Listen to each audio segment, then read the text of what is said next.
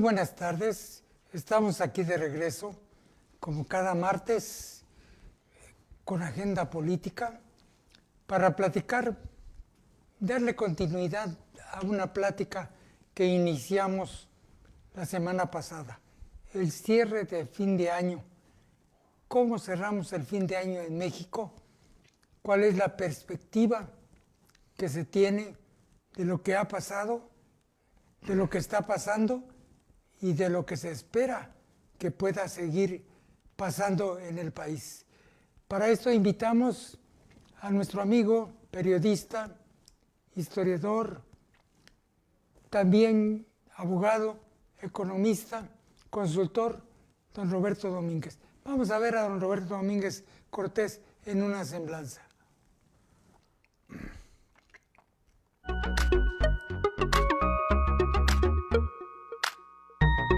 Roberto Domínguez Cortés es licenciado en Economía por la Universidad Nacional Autónoma de México y licenciado en Derecho por el Instituto de Estudios Superiores de Chiapas. Entre los diversos cargos públicos que ha ocupado, fue el primer delegado del Instituto Nacional de Estadística, Geografía e Informática en el estado de Chiapas, secretario de Finanzas en la misma entidad entre 1985 y 1988, en el gobierno del general Absalón Castellanos Domínguez. En el ámbito político, se desempeñó como secretario de Administración y Finanzas del Comité Directivo Estatal del PRI, delegado del mismo partido en diversos distritos del estado de Chiapas. Catedrático en la Facultad de Economía en la Universidad Nacional Autónoma de México y en el Instituto de Estudios Superiores de Chiapas. Ha ejercido la actividad periodística como articulista, colaborador en distintos periódicos del estado, incluyendo esta casa editorial con su columna Hojas Libres. Fue miembro de la Comisión de la Libertad de Expresión de la Asociación Mexicana de Editores, integrante del Consejo Consultivo de la Fundación para la Libertad de Expresión, conferencista, y actualmente es presidente de la Federación del Colegio Nacional de Economistas en el estado de Chiapas e integrante de la Barra Chiapaneca de Abogados, de quien recibió el Premio Estatal de la Abogacía en el mes de julio de 2013.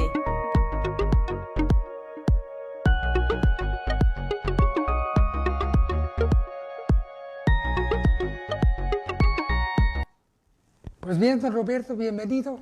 Muchas gracias, mi querido Jorge Enrique. Vamos a platicar.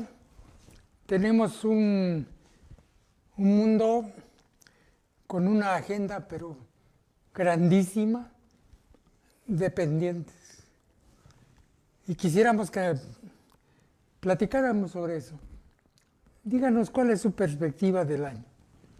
Antes que nada, mi querido Jorge Enrique, te quiero agradecer la invitación a este programa del Diario de Chiapas de mi amigo Jorge Toledo Coutinho, que desafortunadamente ya no está entre nosotros, pero siempre lo recordamos. Y decirle aquí al auditorio que gran parte de la responsabilidad de que yo hubiese estudiado Derecho, te la debo a ti. Allí en el Instituto de Estudios Superiores de Chiapas, tú como, creo que primer director, ¿verdad? Así es. De la Escuela de Derecho de ese instituto. Con esa semblanza que acabas de pasar me hiciste recordar tantas cosas del gobierno de mi general. Vi ahí en una fotografía a mi entrañable amigo Miguel González Alonso, que también lo sigo recordando mucho. Respecto de lo que me cuestionas, Jorge Enrique, la perspectiva de cómo vamos y cómo vamos a cerrar el año, los temas son muchos y muy variados. Yo me centraría en tres que creo que abarcan todos los demás. Lo que es la parte económica del gobierno de la Cuarta Transformación, la parte de la seguridad o de la inseguridad, según lo quieras ver, y la parte de la salud, que me parece que son temas necesariamente prioritarios. La parte económica es importante porque de ahí deriva todo lo demás. Si un país está bien económica y políticamente, lo demás por añadidura viene solo.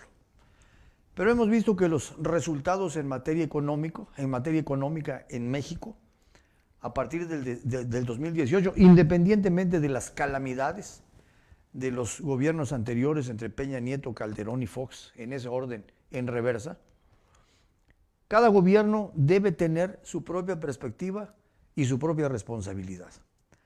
En materia política hay cuestiones que tú las resuelves inmediatamente. Llegas y en un tiempo perentorio de 100 días, ya sabes hacia dónde vas. Lo que no logres en 100 días es muy difícil que después pueda hacerse.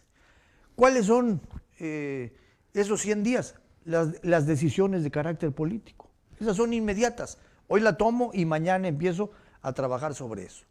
Las otras que requieren un horizonte de tiempo más largo, pues son obras de infraestructura, obras de preparación de cómo vas a conducir la economía, los actores políticos, tratados que vas a firmar, no solamente el trilateral con Estados Unidos y Canadá, sino con otros países del orbe, porque a final de cuentas somos una economía globalizada que cada vez tenemos más injerencia y tienen más injerencia en nosotros otras naciones del mundo. Inclusive es tan fuerte esta globalización que los estados han cedido soberanía en beneficio del país y de los derechos humanos. En materia económica ahí están los datos, aunque el señor presidente tenga otros datos, nos ha ido mal. En el año de 2019, primer año de gobierno del señor López Obrador, el crecimiento de la economía fue de apenas 0.01%. Más adelante, en el 2020, le echaba la culpa de todos estos desaguisados a la pandemia, que ciertamente algo tiene que ver la pandemia, pero no lo es todo. Y no lo es todo porque desde antes de que la pandemia hiciera acto de presencia en México desde Wuhan, China, ya habían perspectivas de que México, primero, el Fondo Monetario Internacional pronosticó un crecimiento de 2.8% en el 2020. Los pronósticos bajaron a 1.3%. Y ya con el asunto de la pandemia lo bajaron a -2%, -3% o -4%. Finalmente, el resultado de este problema, que ciertamente tiene que ver la pandemia, pero no se lo podemos achacar toda la pandemia, sino al mal manejo de la política económica, pues llegó a los 2 dígitos. Estamos hablando del 10%. Ello también tiene que ver con la poca disposición de apoyar a la economía mexicana, industria, comercio, turismo, con el argumento de que no se iba a repetir otro FOBAPROA. Efectivamente, el presidente en ese aspecto tiene razón, porque el FOBAPROA costó $100 mil millones al país, a los contribuyentes, y los 500 millones que ya se ve poquito comparado con este dato que acabo de mencionar del rescate carretero. Pero eso no lo fue todo. Hubo un distanciamiento y el presidente, decidido a enfrentarse con los empresarios, no les proporcionó ningún apoyo, que se lo estaban pidiendo en términos concretos y para después devolvérselos. Él decía, es que no vamos a endeudar más al país. El asunto del endeudamiento ahorita lo trato. Solamente quiero destacar que Estados Unidos, para proteger a su población y a su economía nacional, destinó el 10% de su Producto Interno Bruto a apoyar las actividades productivas. Estamos hablando de $2.5 billones. Pero no solamente las actividades productivas, sino también generar empleo. Claro, y sí. Apoyos directos a la población. Sí, bueno, es que una cosa te lleva a otra. Gran Bretaña, por ejemplo, destinó el 36%, Alemania el 29% y en México el 1% del Producto Interno Bruto. Pues con eso no puedes resolver. O sea, era apoyar a la industria, al comercio nacionales y enfrentar la pandemia. Efectivamente, cuando tú inviertes, ¿qué generas? Cuando tú inviertes, empleo. Si generas empleo, generas consumo. Si generas consumo, generas producción. Si generas producción, otra vez el círculo vuelve a regresar y vuelves a generar empleo. Es lo que llamamos el círculo virtuoso de la economía. Cosa que en México definitivamente no sucedió, y es lamentable que en vez de eso se haya enfrentado con quienes generan la riqueza, independientemente de las fallas que pueda tener el capitalismo, y enfrentar todo el tiempo a los conservadores, a los fifís, a los neoliberales. Bueno, le acabo de escuchar a la jefa de gobierno de la Ciudad de México, que la Cuarta Transformación acabó con el neoliberalismo. Eso no es cierto. Nunca vas a poder acabar con el neoliberalismo. ¡Nunca! O sea, el liberalismo económico que viene desde Adam Smith y que es una actitud individual y el hombre por encima de todo lo demás, pues tiene su razón de ser. Cuando Adam Smith hablaba de la mano invisible de la economía, es cierto, hay una mano invisible.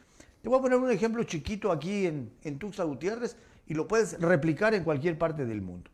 Cuando tú vas a la central de abasto, tú llegas y dices, a ver, llega tanto de naranja, tanto de fruta, tanto de verdura, tanto de tomate, tanto de cebolla, autobuses, combustible. Todo eso nadie te lo está regulando. Simplemente tú dirías, a ver, ¿quién los dirige a ellos para saber cuántos kilos o cuántas toneladas de cada producto se van a vender y a comprar? El mercado lo regula solamente. No puedes estar en contra de eso. Los sistemas socialistas demostraron su fracaso. Simplemente la Unión Soviética, por ejemplo, nunca han conocido la libertad. Primero el zarismo, después el socialismo y ahora Vladimir Putin. Entonces, yo creo que si el Estado interviene y regula todas esas actividades económicas, debe ser complementaria una de otra. Por otro lado, tenemos la inseguridad en México. Es otro tema que se ha ido acumulando. En los 2 primeros años de gobierno hay una cifra oficial, no de otros datos, de 127,000 muertos, mayores que en los 2 primeros años de Felipe Calderón y de Peña Nieto, con todo y que aquí no se inició una cruzada en contra de la delincuencia organizada, cuestión que Felipe Calderón sí anunció, pero ya como presidente de la República, como candidato, nunca habló del combate al narcotráfico. O sea, se le cruzó en el camino y ahí se fueron con esto. En el 2010, el índice de crímenes violentos era de 9 a 10 por cada 100,000 habitantes. Ahorita es de 29 por cada 100,000 habitantes. Estamos hablando que la cifra se triplicó 3.2, 3.4, 3.5 veces y media, sin ningún resultado concreto sobre el combate a la inseguridad. Creo que el episodio más trágico y más patético fue aquel cuando al hijo del Chapo le montaron un operativo en el que se pretendía, detenerlo y seguramente extraditarlo a los Estados Unidos. La capacidad de respuesta de la delincuencia organizada fue mucho mayor que la capacidad de respuesta de los aparatos de seguridad del Estado mexicano. Totalmente de acuerdo. Le hace Ejército, le hace Marina, le hace Guardia Nacional, que ahorita hablaremos que la Guardia Nacional no debe ser un órgano militar, sino civil. Entonces tú dices, bueno, ¿cómo es posible que en esta Cuarta Transformación, a pesar de los malos resultados en seguridad, a Arturo Durazo, al que el presidente Fox calificó como un traidor, en vez de pedirle la renuncia, lo nominan candidato a gobernador de Sonora y efectivamente gana, pasando por todos los partidos y por todos los sismos? Acuérdate que fue colosista priista, foxista panista y ahora López Obradorista morenista. Esa capacidad camaleónica yo nunca la he entendido. Y designa como secretaria de Seguridad Pública a una persona que ha demostrado que no tiene los tamaños para ser la responsable de la seguridad interior del Estado mexicano. Bueno, vamos a dejarlo ahí tantito, hacemos una pausa y continuamos. Sí, vi la mano. Sí.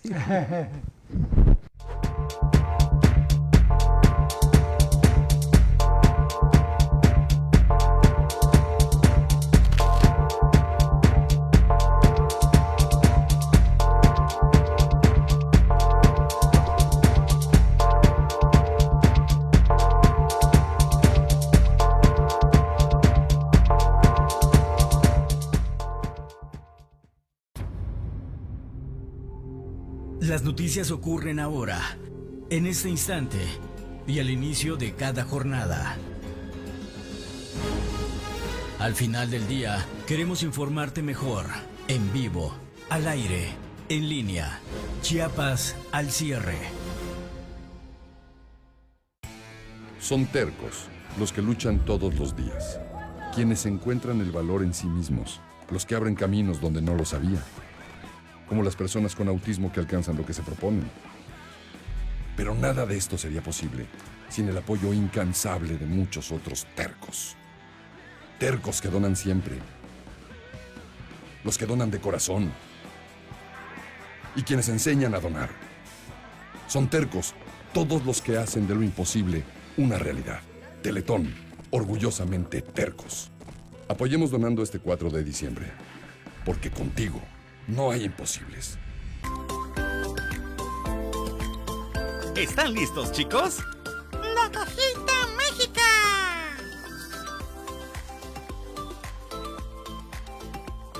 Con cuentos y canciones. ¡Para todos los corazones! La alegría de mediodía con la cajita mágica por Diario de Chiapas TV. ¡No se lo pueden perder!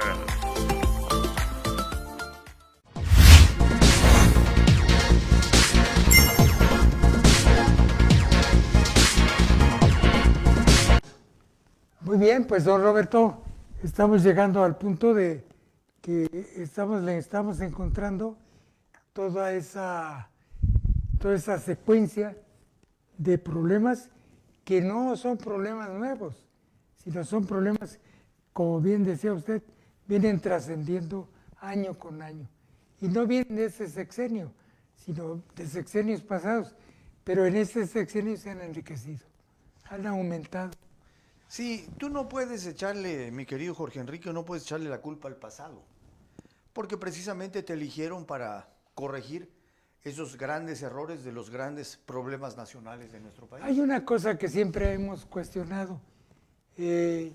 La gente quiere ser presidente de la República, gobernador del Estado, presidente municipal, y se entiende que para eso deben conocer los problemas de la localidad y preparar un plan para enfrentarlos y resolverlos. Aquí no, aquí quieren ser, ya son, siguen siendo y pasan como si nada. ¿Por qué? Porque no tenían claridad en lo que iban a hacer. Están al ahí voy, Sí. a ver qué pasa en el camino que me encuentro, ¿sí? Yo recuerdo mucho una frase de Henry Ford, ilustre capitalista que cambió la historia de los Estados Unidos, aunque hoy los antineoliberales cuestionen esa trascendencia. Cuando le preguntaban alguna cosa, él tenía sus asesores y él respondía. Yo tal vez no lo sé lo que me están preguntando, pero hay gente que va a responder lo que ustedes están preguntando y me apoyo en gente que me va a ser útil y va a hacer que cambie lo que yo quiero que cambie. El caso del presidente Porfirio Díaz, que tanto agrede el presidente López Obrador cuando habla de los neoporfiristas. ¿Por qué tardó 30 años don Porfirio Díaz en la presidencia de la República? Por el grupo del que se rodeó. El grupo de los científicos liderado por Yves Limantour le permitieron estar en el poder 30 años. A don Porfirio lo sacaron porque pues ya tenía 85 años, ya estaba viejo, y el ejercicio prolongado del poder desgasta también. Y claro, Madero, un gran patriota al que le llaman mártir de la democracia, que no se le puede escamotear el mérito que tuvo de extinguir una dictadura de 30 años. Entonces, esa es la clave. Los hombres, en aquel tiempo puros hombres, hoy los hombres y las mujeres que te van a acompañar en el ejercicio del poder. Entramos a una etapa en el mes de marzo de 2019, cuando prácticamente las actividades políticas, sociales, económicas, laborales, educativas, académicas, se suspendieron en el país por el efecto de la pandemia. O sea, fue un paso sumamente difícil que no se supo enfrentar con responsabilidad, porque ya se tenían noticias que desde el 28, 30, 31 de diciembre de 2019 ya habían síntomas, habían visos de que en México había llegado el coronavirus. Lo dejaron pasar enero, febrero. En febrero precisamente de 2020, tú me hiciste una entrevista aquí sobre los tiempos de mi general no habían cubrebocas todavía. Al mes siguiente, al 17, 18 de marzo, se da el grito de alarma y de alerta de que hay una pandemia en México. 2 meses que seguramente se perdieron, en el que se pudieron haber evitado la pérdida de muchas vidas. Y sin embargo, vino esta pandemia y no se supo con certeza en esos 2 meses cuántos realmente murieron por coronavirus, por viejos, por neumonía, por afecciones respiratorias, que es lo más grave que le puede ocurrir a una persona cuando le ataque el coronavirus. Nos empezaron a dar cifras que obviamente quienes más o menos están enterados de lo que sucede, dijeron, eso no es cierto. Yo recuerdo al doctor Julio Frank, secretario de Salud y rector de la Universidad de Miami, al doctor José Narro Robles, al doctor Guillermo Soberón, a Salomón Chertorivsky, que daban su visión que coincidía con respecto del tratamiento de la pandemia. Y Hugo López-Gatell en una feria, así le podemos llamar, de buenos logros y propósitos, contradecía con lo que realmente estaba pasando en México. Cuando se hablaba por ahí de agosto de 2020 de 70 a 75 mil defunciones por coronavirus, decían, México está en tercer lugar, solo por abajo de Estados Unidos y Brasil. Y le contestaban, no, es que los 70 a 71 mil muertos, que hay que multiplicarlo por 2.8, que esa es la cifra real que te viene a dar entre 250 mil y 300 mil fallecimientos por coronavirus. Estamos hablando de agosto-septiembre de 2020. Hay una persona sumamente interesante, la doctora Anne-Marie Jiménez Fabié, que tiene un libro que se llama El criminal manejo de la pandemia en México. Ella, entrevistada a principio de año en el programa de José Cárdenas, decía, bueno, están hablando de 220, 230 mil defunciones. No es cierto, dice. Hay que multiplicarlas por ese 2.8. Fue en marzo, abril. Para el mes de junio, dice, mis cálculos son que los decesos por la pandemia estarán entre 600 y 700 mil fallecimientos. Aunque en esas fechas vayan a decir que son 290 o 300 mil fallecimientos. Aquí vino una vez a Chiapas el doctor Hugo López-Gatell a decir que Chiapas podía ser un buen experimento piloto porque se había combatido con eficacia la pandemia. No sé de dónde sacó esas cifras tan alegres y de cuentas alegres. El doctor Hugo López-Gatell tenía programada una reunión para hablar del asunto de la salud y la pandemia en México con 10 gobernadores, que les llamaron los 10 gobernadores federalistas, porque se pronunciaron en contra del gobierno de López Obrador y los dejó plantados. Sí. Nunca platicó con ellos porque obviamente no iba a poder sostener lo que los gobernadores le iban a plantear respecto de cómo iba a ser el tratamiento de la pandemia.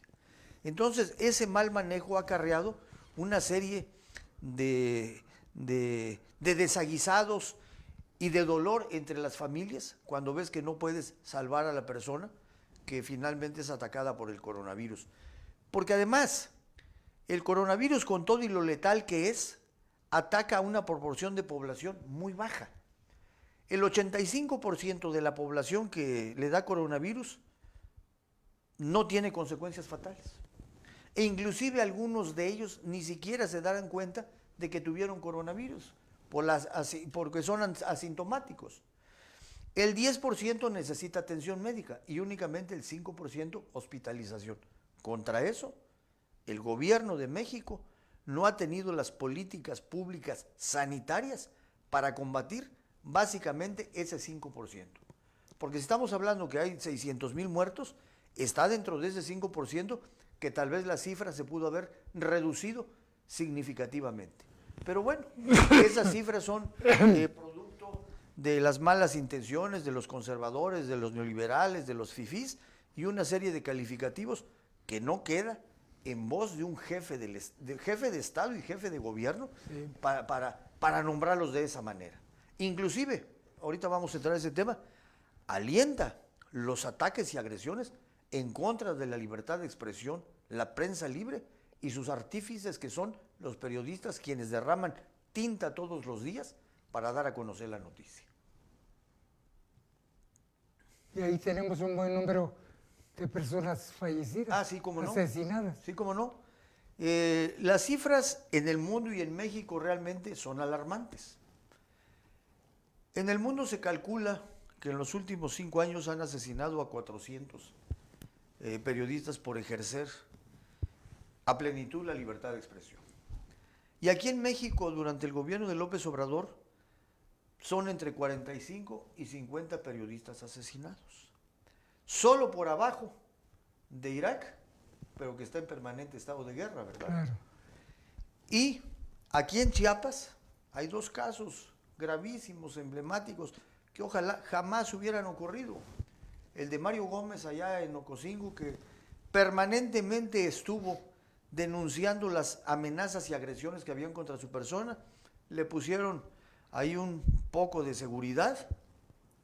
Y como no lo mataron, dijeron, pues ya no lo van a matar, ¿verdad? Entonces le retiramos la seguridad. Se la quitaron. Sí, como no hubo atentado, le vamos a retirar la seguridad porque pues ya vimos que no lo van a matar. Inmediatamente después de eso lo mataron. Lo de Freddy López Arévalo. Sí, qué lamentable. Un hombre extraordinariamente condenable totalmente. Mi amigo Freddy López Arévalo, desde hace muchos años, que en su revista Jovel denunció muchas atrocidades, sobre todo de la delincuencia organizada aquí en el estado de Chiapas. Sí, sí. Que no sabemos realmente de dónde provino ese atentado que le costó la vida a Freddy López Arévalo y que parece ser que no hay culpables, que no se va a resolver. Que va a quedar impune otra vez. Otra impunidad. Va a entrar Freddy, nuestro amigo Jorge Enrique, dentro de esa macabra estadística internacional de que de cada 100 periodistas asesinados, 87 quedan en la impunidad. Y en México es peor. De cada 100 periodistas asesinados, únicamente un crimen es castigado. El 99% queda en la impunidad. Entonces tú dices, bueno, ¿a dónde vamos? Con esos problemas económicos, con problemas de seguridad, con problemas de salud, con problemas y ataques a la libertad de expresión, pensando que con que tú, ahorita me llamó la atención el presupuesto de egresos de la Federación de este año, el que aprobaron ayer para el 2022, y tú te das cuenta que es un presupuesto de egresos electoral totalmente, electorero, porque a 3 proyectos que ya se ve que pueden ser un fracaso, como es el aeropuerto de Santa Lucía, el Tren Maya y la refinería de Tres Bocas, ¿sí?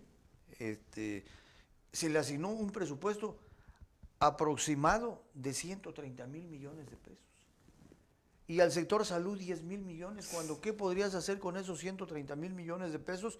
Pero además, entre el programa de jóvenes construyendo el futuro, el programa de adultos mayores, el programa de discapacitados, el programa de jóvenes universitarios becados, hoy estás hablando de 290 mil millones de pesos. Estás asegurando ahí para el 2024 22, 25 millones de votos. Claro. Cuando se funde el PRD siempre se cuestionó mucho el carácter corporativo del PRI en sus 3 sectores. El campesino, el obrero y el popular. Pues esto es exactamente igual. O sea, el hecho que tú tengas en la nómina entre 22 y 25 millones de personas adultas, jóvenes, becarios, ese es un esquema corporativo similar al PRI o igual al PRI para atraer los votos en el 2024 y tratar de retener la presidencia de la República. Y que te va a rendir en el 2024. Claro. Vamos a una pausa, si son tan amables.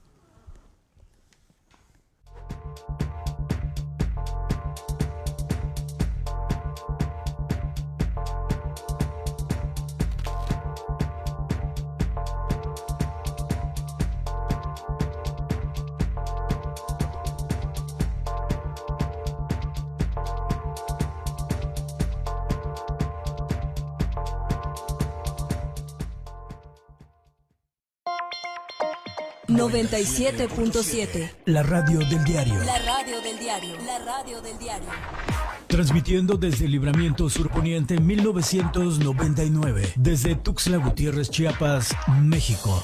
XEUN es HGTC. La radio del diario. Más música en tu radio. Contacto directo 961-612-2860. Teléfono cabina 961-612-2860. Más música en tu radio. Escúchanos también en línea. www.diariodechiapas.com/radio. 97.7. La radio del diario. Más música en tu radio.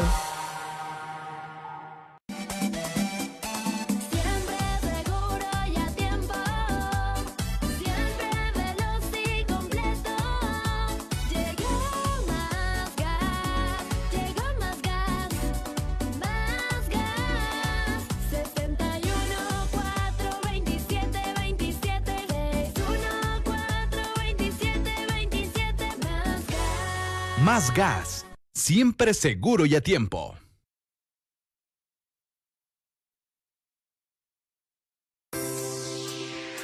Cumplimos 2 años gracias a ti. 2 años de compartir historias, reportajes, coberturas con innovación y entretenimiento que marcan tu vida. 731 días de grandes retos, logros y satisfacciones. El equipo de Diario TV Multimedia, de Diario de Chiapas, siempre está ahí para mantenerte informado de los últimos acontecimientos. Gracias por acompañarnos. Hoy cumplimos 2 años. 2 años. 2 años. 2 años. Gracias por acompañarnos. Hoy cumplimos 2 años. Por ti. Diario TV Multimedia. 2 años de grandes noticias. Gracias a ti.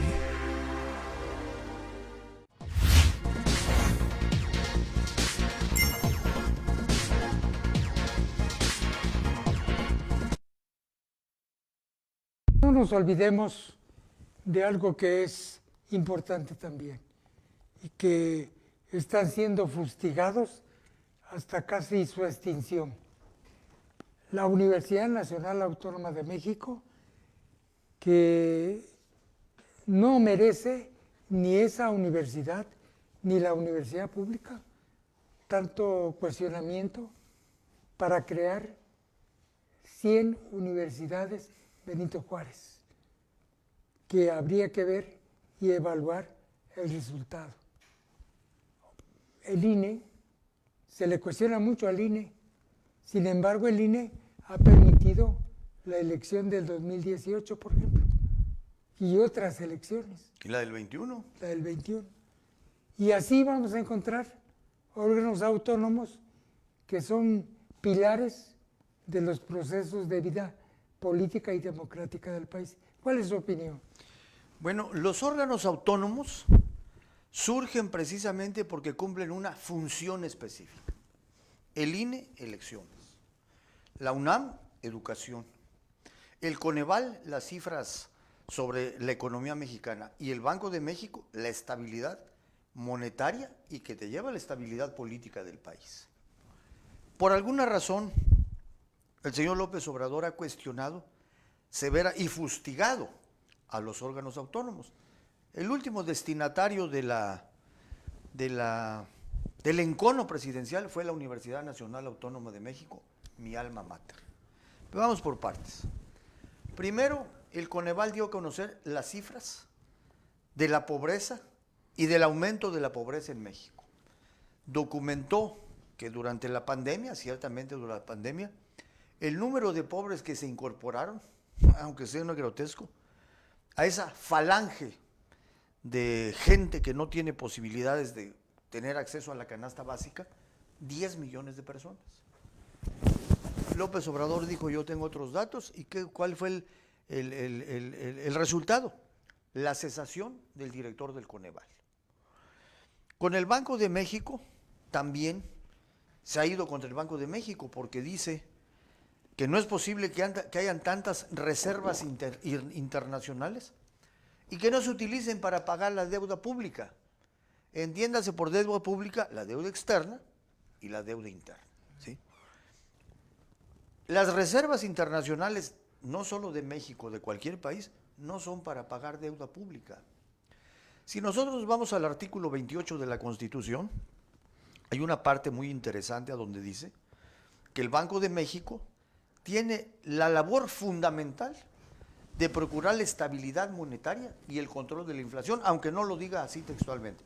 Estabilidad monetaria significa control de la inflación con otras variables que también sería interesante destacar, pero que no nos va a dar el tiempo. Entonces, las reservas monetarias, ¿para qué son básicamente? Para mantener esa estabilidad del país. ¿Y qué componen las reservas monetarias? El oro monetario, monedas, lingotes, barras de oro, depósitos en bancos mexicanos, depósitos en bancos extranjeros que se les llama de primera clase por la seguridad que te da de que ahí estén tus reservas internacionales, los derechos especiales de giro, que son créditos que tiene para contingencia cualquier país, en este caso el gobierno de México, para disponer de una cierta cantidad cuando cada fin de año la balanza de pagos no le da para cerrarla bien. Entonces tú ves que cada fin de año al Fondo Monetario Internacional los secretarios de Hacienda de toda América Latina están concurriendo para poder equilibrar su balanza de pagos. Y obviamente mantener valores de alta liquidez internacional en organismos financieros internacionales y en casas de bolsa. Para eso son las reservas. Tú seguramente, Jorge Enrique, has visto que cuando hay una devaluación acelerada del peso, se va devaluando, ¿qué hace el gobierno de México a través del Banco de México? Voy a destinar 10,000 o 20,000 millones de dólares para comprar dólares, bueno, de pesos para comprar dólares. Si yo compro dólares, lo que hago es evitar que se siga devaluando la moneda, porque no lo dejas a la libre flotación, sino que el gobierno interviene para evitar ese proceso acelerado de devaluación. ¿Qué fue lo que pasó en el año de 1994, cuando todavía Carlos Salinas era el presidente de la República y el doctor Pedro Aspe, el secretario de Hacienda? Hubo una gran desconfianza de los inversionistas que habían invertido en tesobonos, que aunque estaban catalogados en dólares, se iba a pagar en pesos mexicanos. Entonces, para dar más confianza al inversionista extranjero, ese tipo de inversión se llama inversión extranjera indirecta, que es una inversión especulativa. La inversión extranjera directa es diferente porque crea infraestructura. Tú pones una planta y la planta ahí está y no te puedes sacar el dinero a la hora que quieras. En cambio, en la inversión extranjera indirecta, en el momento que quieras, de un teclazo en una computadora, transfieres miles de millones de dólares hacia otro país. Y eso fue lo que pasó. En el año de 1994, la balanza de pagos en lo que se llama de cuenta corriente. ¿Qué es cuenta corriente? Todas las transacciones comerciales. La diferencia entre importaciones y exportaciones. Resultó que las importaciones eran mayores en 28,000 millones de dólares que las exportaciones. No había cómo pagar las exportaciones. Y además, el gobierno mexicano de Carlos Salinas autorizó pagar 38,000 millones de dólares de tesobonos en dólares. ¿De dónde iban a salir esos dólares si las reservas de México en ese momento eran apenas de 17,000 millones de dólares? No. Y luego, con una declaración tan imprudente del nuevo secretario de Hacienda, Jaime Serra Puche, que él no es economista, él es licenciado en ciencia política y tiene una maestría en economía, ¿sí? Cometió el error de decir que iba a ampliar la banda de flotación del peso mexicano con respecto al dólar. ¿Qué es la banda de flotación? Que yo puedo mover el peso entre 1 y 1.20, entre 1 y 10. Dice, se va a mover a un 15.26%. ¿Qué pasó? La salida de capitales, la especulación, y el resultado fue que de 3.50 el peso se fue hasta 8 pesos. Bueno, pues para eso son las reservas internacionales, para evitar este tipo de contingencias, y el presidente ataca al Banco de México porque dice que ¿por qué no utilizan las reservas? Pues para eso no son las reservas, ¿sí? El otro órgano autónomo, la Universidad Nacional Autónoma de México, a donde dice que el presidente dice, se ha derechizado. Yo creo que una institución, tú como catedrático, como abogado, sabes que una institución no puede ser ni de derecha ni de izquierda. Podrá ser de derecha o de izquierda el que dirige los destinos de la máxima casa de estudios, pero obviamente tiene un equilibrio porque hay facultades que están más inclinadas hacia una ideología como economía, como ciencias políticas, como sociología, y derecho no tanto. Yo recuerdo que los grandes acontecimientos en la UNAM empezaban en economía, en sociología, en ciencias políticas, y tenía la legalización de la facultad de derecho. Con su manual que se llamaba Manual para marxistas de Marta Hanecker. Sí, bueno. Yo cuando estudié economía había una materia que se llamaba Teoría Económico y Social del Marxismo, 2 semestres.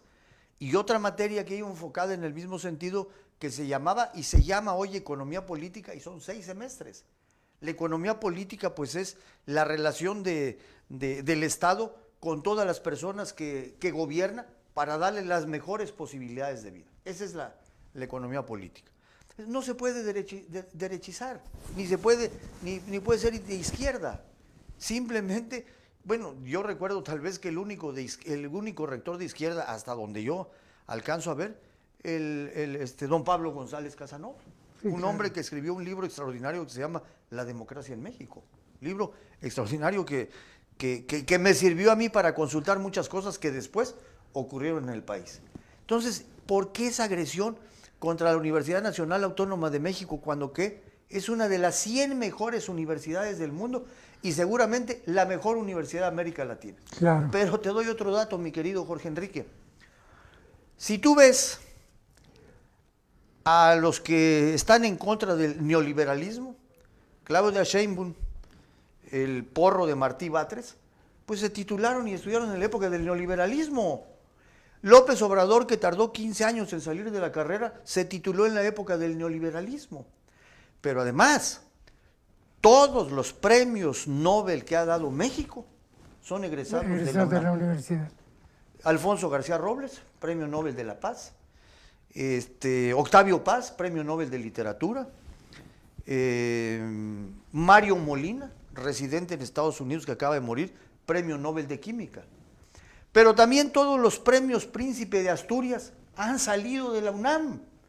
Ahí tenemos a Carlos Fuentes, a Emilio Rosenbluth, a José López Portillo, entre otros 10 más que no voy a mencionar aquí. El Premio Cervantes, todos los que han recibido el Premio Cervantes han salido de la Universidad Nacional Autónoma de México, son unamitas. El caso de Carlos Fuentes, de Elena Poniatowska, y del mismo que acabo de mencionar, que ya se me fue el nombre. Bueno, ¿cuántos presidentes de la República ha dado la Universidad Nacional Autónoma de México? Miguel Alemán, Adolfo López Mateos, José López Portillo, Miguel de la Madrid, Carlos Salinas y el mismo Andrés Manuel López Obrador. Entonces, ¿cuál es el tratar de desvirtuar el enorme significado que ha tenido la educación superior en la UNAM durante los años que tiene de existencia, que vienen desde tiempos de la colonia? No me voy a botar a hacer un resumen de esto, pero además le dolería a López Obrador si supiera que quien fundó la Universidad Nacional de México fue Porfirio Díaz, al que tanto ataca.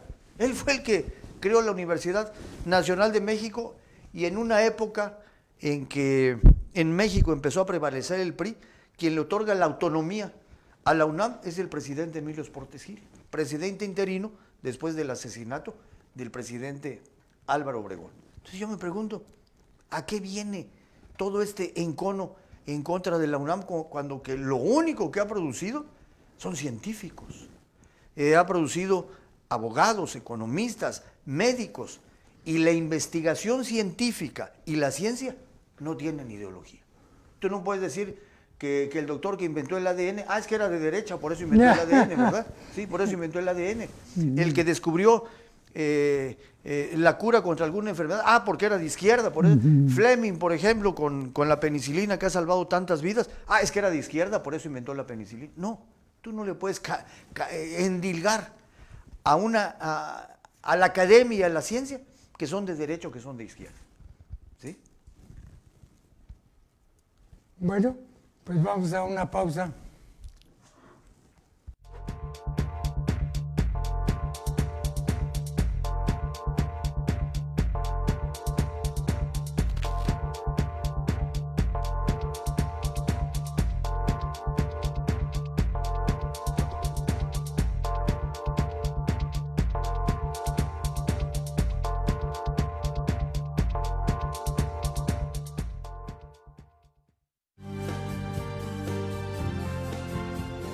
Consejo Empresarial para la Productividad, Innovación e Inteligencia Productiva. El Consejo Empresarial para la Productividad es un organismo integrador de los factores empresariales orientado al beneficio de nuestros agremiados y de la sociedad. Trabajamos desde la perspectiva de responsabilidad e innovación empresarial, sustentabilidad ambiental y el respeto por los derechos humanos. Nuestra misión es abrir caminos para la productividad con calidad y dignidad. Somos el único organismo empresarial en Chiapas con una certificación internacional. En el Consejo Empresarial para la Productividad, trabajamos bajo los principios de solidaridad, honestidad y transparencia. Trabajamos unidos por nuestro Chiapas.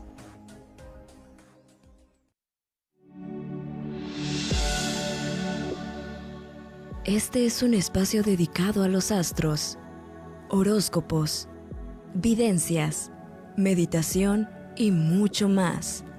La Hora de los Astros, con Fanny Ramos, todos los jueves a las 10 de la mañana, por Diario TV Multimedia.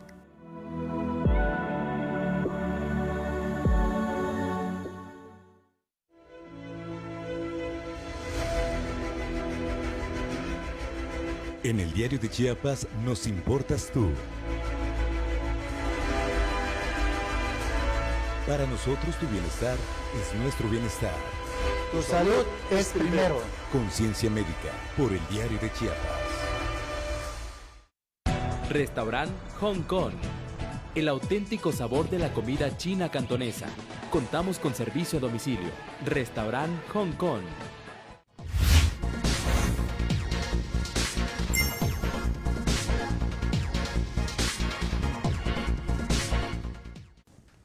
Bien, don Roberto, yo creo que vamos a ir cerrando este último tramo con Centroamérica, con la relación que se produce con los Estados Unidos derivado de las caravanas de migrantes y finalmente la reunión trilateral.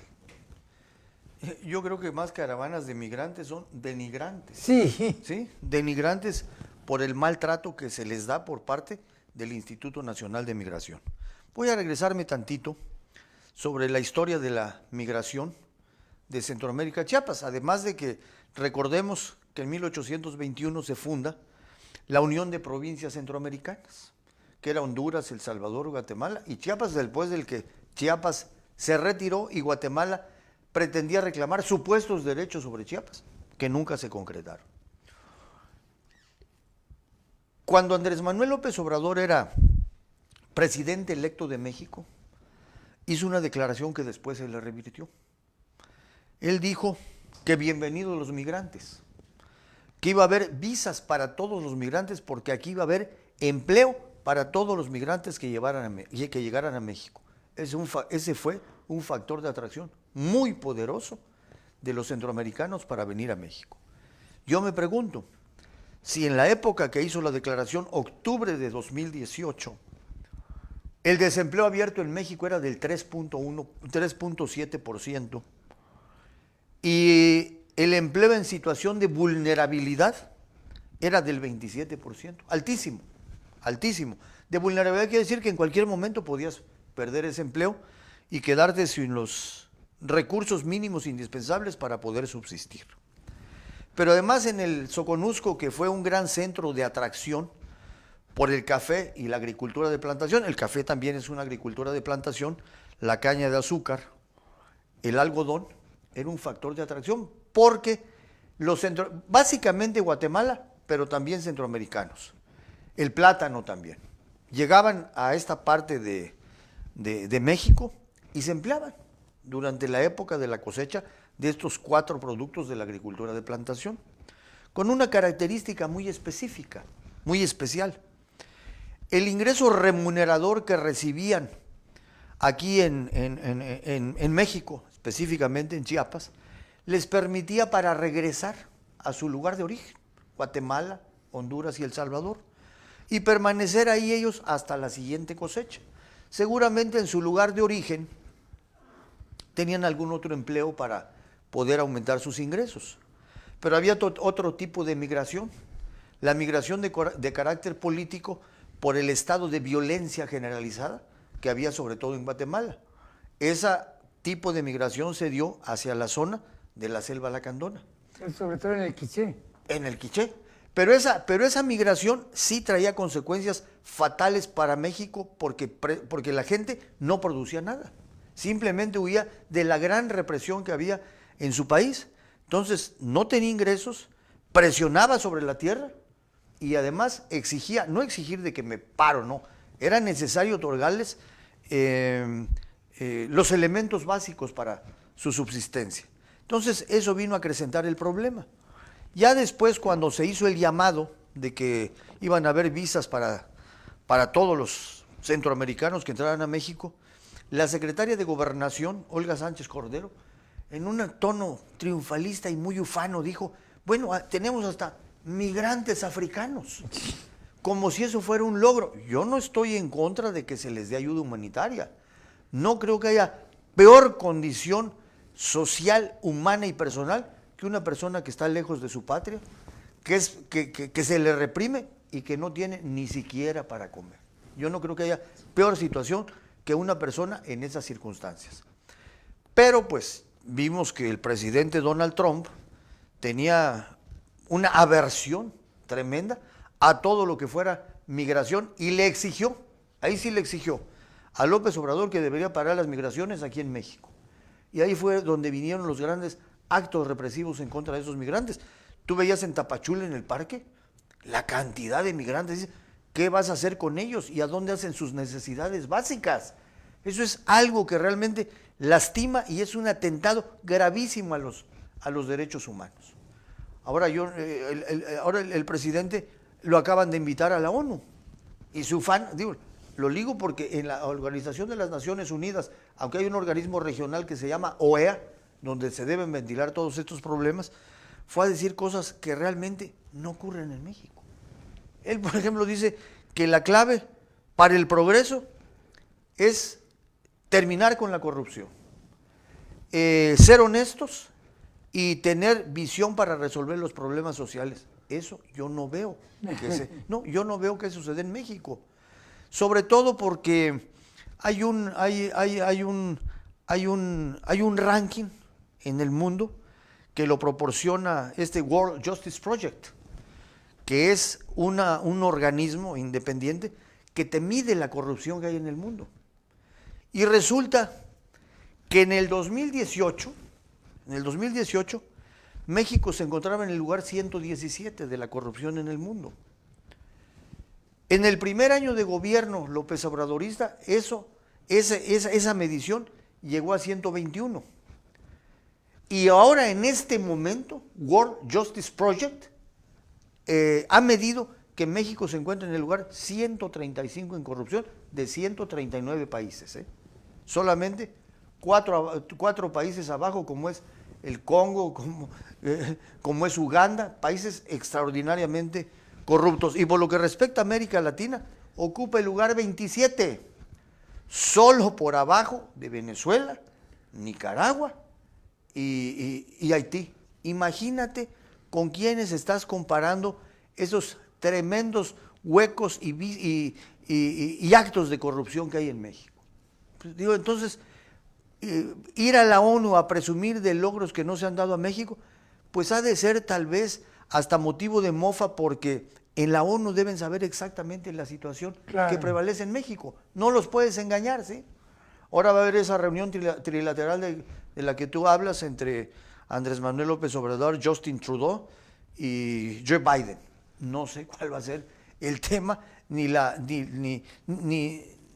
expectativa, ni qué va a sacar México de esa reunión trilateral, que además pues económicamente es el país más débil de los tres, ¿verdad? Entre una economía que solo la economía de Baja California produce 6 veces más de Producto Interno Bruto que todo el Producto Interno Bruto de México. Entonces dices, bueno, ¿cuál va a ser la tónica de esa reunión? Pues es de imaginarse. Pues sí. Don Robert, antes de irnos, ¿por qué no hablamos tantito del Teletón? Ah, ¿cómo no? Por favor. Claro.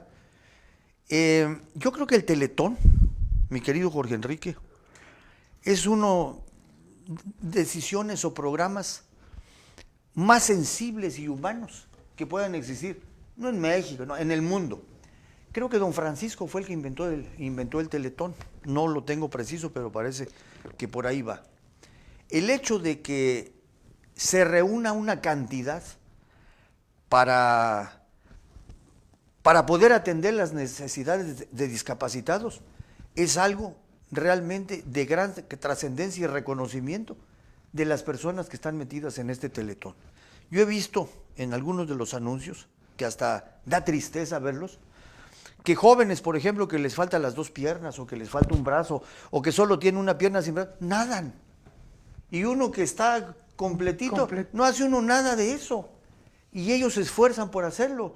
O niños, por ejemplo, que con las manos van corriendo para poder estar en una competencia y los que tienen piernas no lo hacen. Entonces, el Teletón es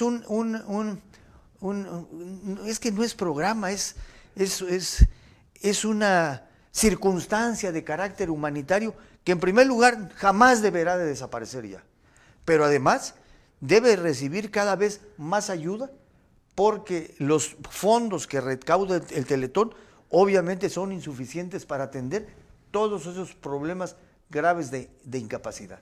Entonces, quienes están atrás del Teletón, pues son héroes, son héroes de la salud y de la humanidad, Jorge Enrique. Pero además vienen a resolver un problema de incapacidad del Estado. Ah, por supuesto. Porque el Estado no puede cumplir esa parte, lo suple el Teletón.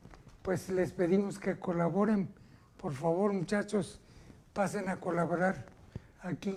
Pues nada más ve la comparación entre los recursos que se asignaron en el presupuesto de egresos de la Federación 2022 para el Tren Maya, Tres Bocas y el aeropuerto de Santa Lucía, y lo que se asignó para los votos de los jóvenes construyendo el futuro, adultos mayores y discapacitados. Imagínate que la mitad de eso se dedicara al Teletón, la gran alegría y bienestar que llevarías a todas las familias que tienen un hijo en estas condiciones. Claro.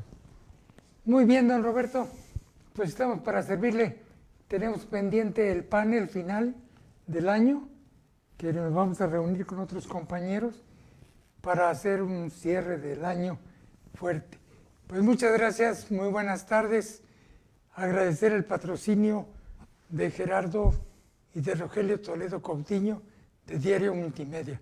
Buenas tardes, nos vemos el próximo martes con Felipe Alamilla para medir un poquito la circunstancia de la participación pública a través de la denuncia pública. Buenas tardes. Muchas gracias, Jorge Enrique.